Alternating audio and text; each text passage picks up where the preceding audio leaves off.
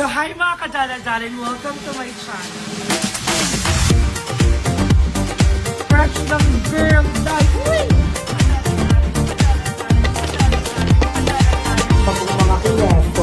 Mga kineso. Cooking show natin and thank you so much for watching this video. Charit. Mga darling. So, ayan, nandito na kami sa Manukan area. Yes, baila-baila na kami ng manok. True. So happy again. Thank you so much, Mommy. Diba? Kung di dahil sa hindi pa namin ito mararanasan. Oo. Gutom pa kami. So, ayan, ano mang bibili natin? So, bibili tayo ng manok. Bibili tayo ng gato, ma. Kasi para masarap siyang gawin yung kanina kinain natin. Hindi Parang yung breast poppers. part. Ano yun? Parang Lagi ko na lang mali. type part yung tinanggal na buto. Ah. Bone binoneless. Kasi di ba, hindi ganun katining yung laman. So, ayan. Bili na kami ng mga manok. Yan, baila-baila no? Ganito na. Madarwa ka mga pagato. Madarwa ka mga pagato. Ganyan lang. Kasi, thank you, mother.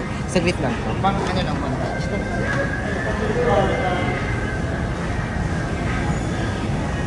Ano mo, ito may garden mo.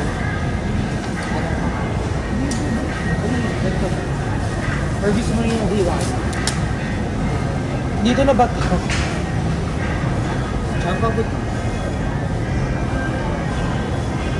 Saan pa kayo mama? Thank you, Steve. Okay, mama. Ikaw, dyan ako sa Thai Park. Ano mo, Thai Park?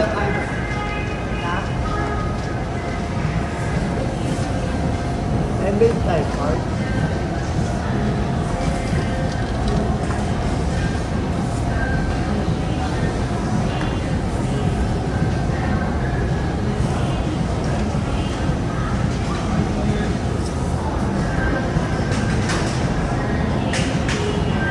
Takpan.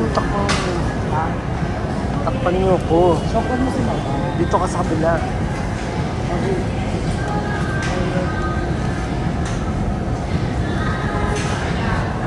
Parang 1 minute ha.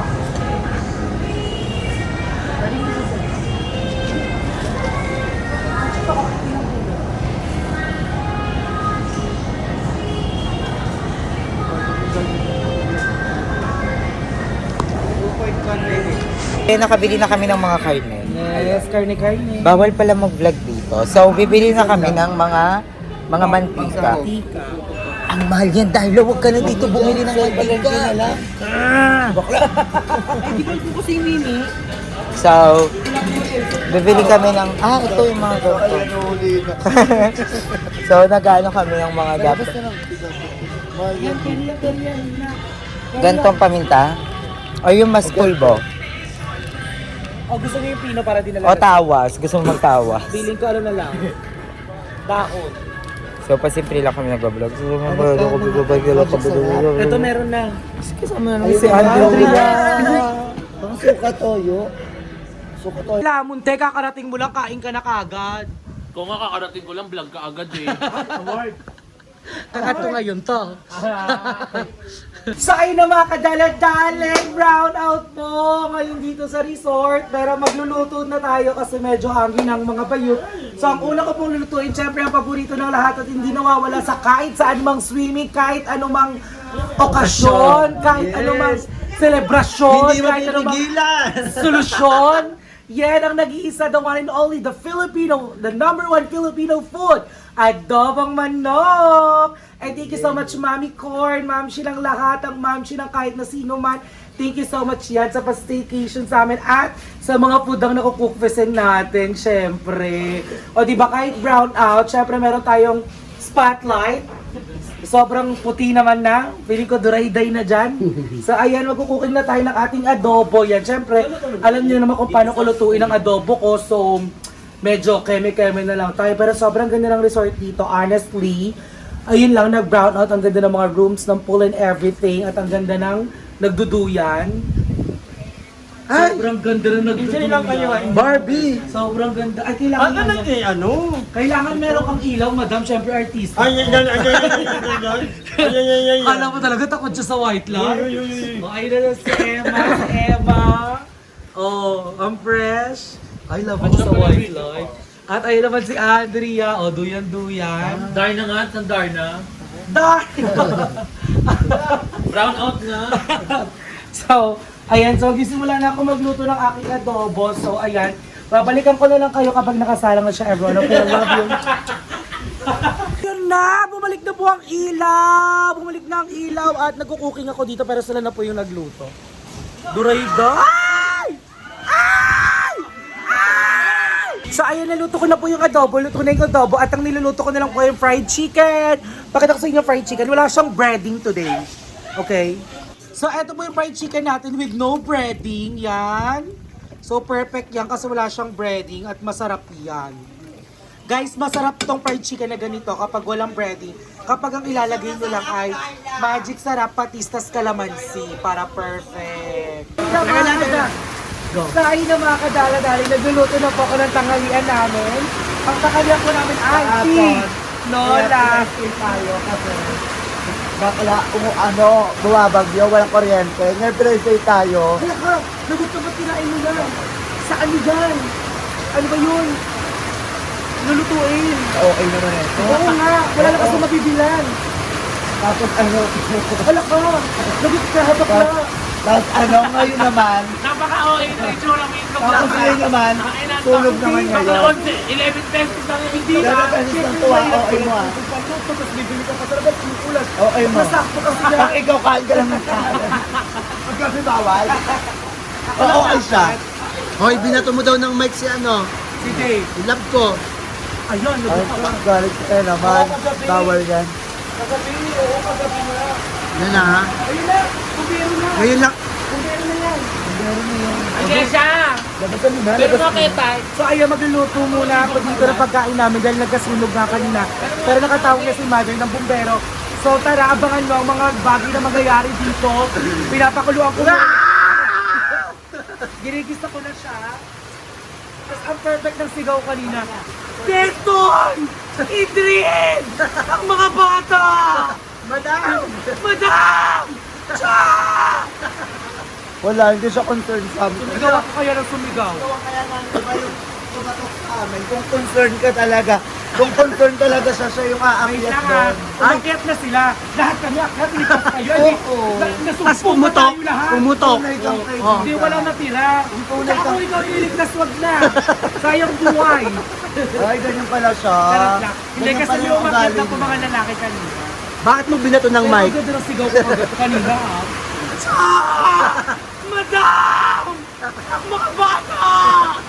Perfect, maklapang pusoy. Oo, nakakaiyak. Super concerned siya, nakakaiyak. Tsaka ba't mo nga doon binato ng ano? Ano ba yun? Ang may tulak.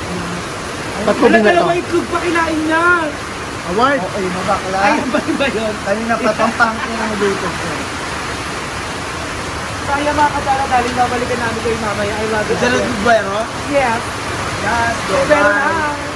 So ayun mga kadala-daling, so hindi masyado kompleto nga yung video natin ngayon dahil nga sa bagyo at nawawalan din ng kuryente tapos nagkaroon pa ng eksenang junog doon na hindi inaasahan naman talaga. So kaya hindi masyadong kompleto yung vlogging ng mga video na i-upload natin today at pagpasensyahan nyo na. So parang mga clips lang yon. So ayun mga kadala-daling, syempre pipilitin natin mag-upload dahil nami-miss ko na rin kayo at alam ko nami-miss nyo na rin ako at ilang araw na rin ako hindi nakapag-upload, diba? Tapos grabe pa yung bagyo, talaga nakakaloka. Ang daming mga lugar na talagang binaha ng todo, na nawalan talaga ng kuryente. Kahit dito nawalan ng kuryente for like 2 days talaga din malala. And then yun pa nga yung chika na muntik pa nga kami maaksidente ni Ate Catherine. Diba? Parang medyo nakakada. Kaya sabi pala talaga nila, pag may mga ganong eksena, pag bagyo, pag stay at home talaga. Kasi, di ba pala talaga pag kasi first time kay Night. First time ko din sumugod ng ganun na. bagyo. Kasi nung una, wala talaga siyang ulan. Tapos nung bumabiyahe na kami ni Night Girls motor, grabe, sobrang delikado talaga guys. Sobra. As in, kaya pag mga ganun talaga, stay at home na lang Para talaga. mas safe, no? Nakakatawa Tsaka hindi siya. pala talaga healthy dumikit. Actually, dumikit sa dati, mga nung nasa Kaingin kami, naranasan na namin yun. May isang transformer na sumabog. As in, sa buong Kaingin, na ramdaman yung impact. Yung Oo. parang pag New Year, yung pag nagpaputok ka Oo, yung may ng, mga ano yun trend eh. dati, yung malaking paputok, yung Goodbye Diablo. Philippines ba yun? Oo, yung mga Goodbye ganon. Philippines. Di ba may impact Oo. yun? Ganon siya nung ano. Tapos nung bumiyahe kami ni Night Girls, ganon yung naramdaman At ko ang sa nakakaloka, likod. ang lapit natin masyado. At saka ang todo doon, nakabackless ako. Bumabiyahe kami ni Night Girls, nakabackless ako. Sabi ko, laro, naramdaman ko siya.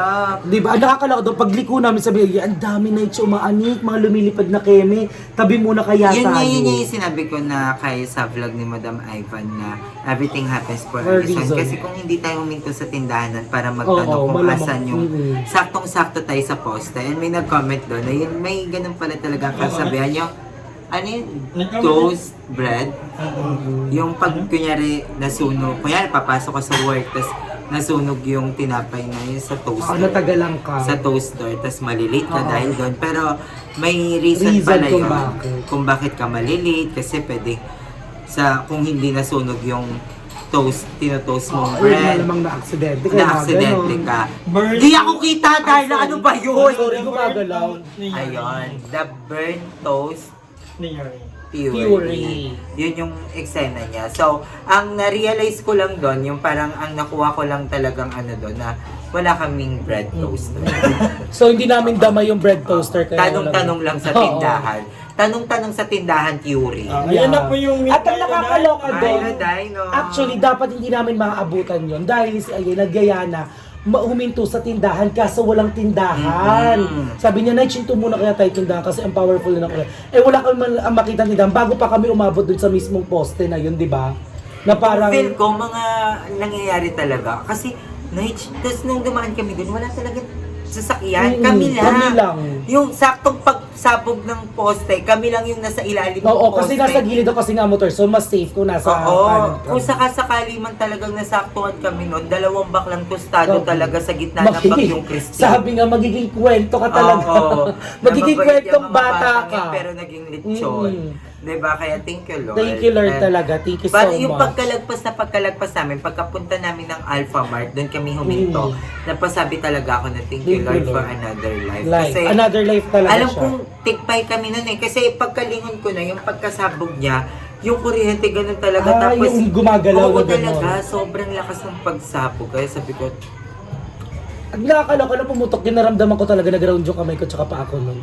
Pero hindi ako huminto nun kasi gusto ko makalayo na kagad, ere-eretching talaga. tapos nung nasa Alpha Mart na nga kami, sabi ko, Nige, mamaya na tayo biyahe kasi nakakatakot. Pero sabi ni Nige Dals, mas nakakatakot pag nagstay kami doon kasi pwedeng kumalat station. yung kuryente, tapos gasoline station, kaya umalis kami. Buti na lang, nung umaandar na kami, biglang nag-brown out na lang, so hindi na gumagana. Oo, true. Wala nang Tinuloy-tuloy na namin yung biyahe. Pero Nakakatakot. nagstay muna kami sa isang tindahan for a while. Kasi syempre tanggalan siya muna. Kaya yun, kalma-kalma muna kami bago kami nag-drive ulit. So ayun, well, thank you Lord talaga for this another life naman talaga, divine. And thank you so much, Mami Corn, dahil naisalba mo kami sa walang Oo. kuryente talaga. Si Mami, sobrang bongga talaga niya kasi after namin doon sa resort, ang daming naganap, ang daming nangyari. So, sabi ni Mami, sige, bawi ako, yung hotel ko kayo para makapagpahinga kayo ng maayos. So, thank you, Mami, na-spoil mo kami ng Truly, sobra. Mami, love you. Thank you, na-enjoy namin yung birthday ni GM, ang dami namin ganap. And, shout out sa Microtel General Microtel. Trias. Yes. Yan. Sobrang babait ng mga receptionist. the manager. Oo, yung manager. Sobrang babait. At ang ganda ng place. Ang ganda Ang ganda ng place. And naalagaan kami ng sobra-sobra na feel namin talagang parang nasa bahay lang kami kasi sobrang maalaga nila. Shoutout sa inyo. And kung gusto niyo ng mga ganong pag-i-stayan, sobrang perfect ng Yeah. Microtel General Trias. At meron din daw silang branch sa May Laguna, sinabi sa akin ate. Malapit daw sa Enchanted Kingdom. Ang bait nila. Alam mo, wala namang maganda at pangit na hotel. Depende Nasa talaga sa mga tao. trabahador. Yun. Kasi kahit gano'n kachipipay man yung hotel na pasukan nyo, kung sobrang babait ng tao, mafe-feel mo na nasa safe at magandang tinutuluyan ka. Pero kahit gano'n ka pa, kahit 100 stars pa yan, kung hindi mo maramdaman kung yung maldito yung mga, hospitality, di ba? Yeah. Ay, tore, hospitality. Diba? Hindi mo mararamdaman yung pinagmamalaki vibe, nilang oo, stars. Truly. Maganda yung place pero hindi maganda yung service. Ganun ang mangyayari. So again, thank you so much mga daladaling ko for watching this video and I miss you all and I love you all. And thank you so much for supporting all the bayuts and also me. I love you everyone. Mahal na mahal ko kayong lahat. Mwah!